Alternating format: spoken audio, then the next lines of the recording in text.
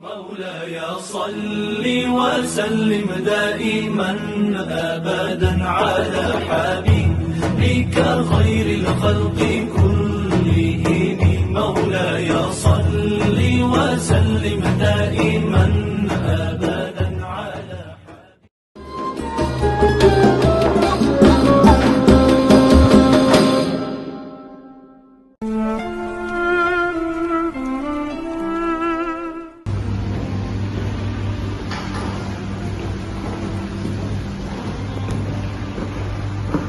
Bismillahirrahmanirrahim. Assalamualaikum warahmatullahi wabarakatuh.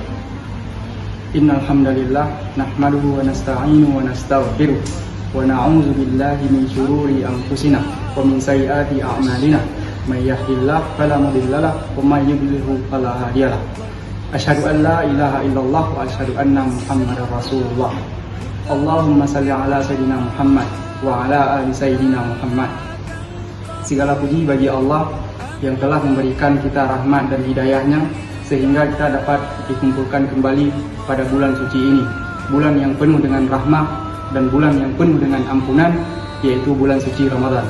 Salawat beriringkan salam, marilah kita sanjung sajikan pangkuan alam Nabi besar Muhammad sallallahu alaihi wasallam, yang mana dari beliaulah kita mengetahui ajaran-ajaran Islam yang sebenar-sebenarnya, dan dari beliaulah kita dapat membedakan mana yang hak, mana yang batil.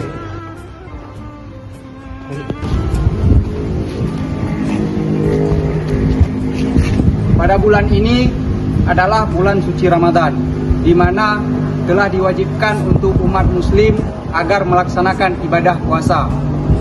Dan bulan ini adalah bulan yang mulia, bulan yang penuh dengan rahmat dan ampunan dari Allah Subhanahu wa taala.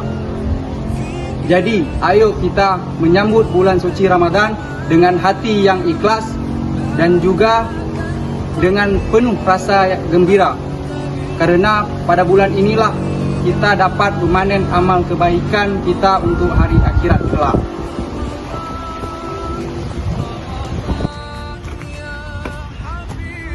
Pada zaman Nabi, kita dapat melihat beberapa contoh, yaitu para sahabat dalam menyambut bulan suci Ramadan, di mana mereka sangat gembira. Dalam hal arti gembira ini, mereka menyambut bulan suci Ramadan dengan penuh kerendahan hati. Dan juga mereka akan bersedih apabila bulan suci Ramadan telah berlalu, melebihi meninggalnya orang tua mereka. Dari ini kita dapat mengambil contoh para sahabat, di mana sebagai orang yang beriman dalam memenuhi panggilan Sang Ilahi. Ramadan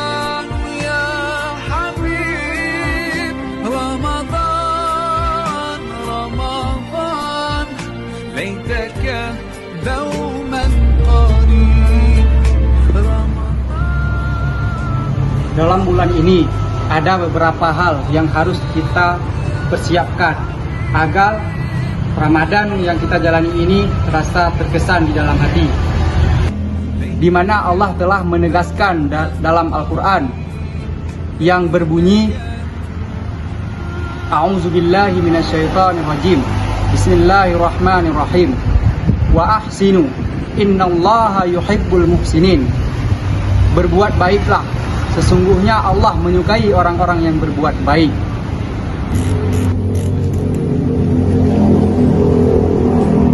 Dalam ayat yang tadi dapat dijelaskan bahwa berbuat baik adalah perbuatan yang sangat mulia dan Allah menyukai perbuatan yang baik itu.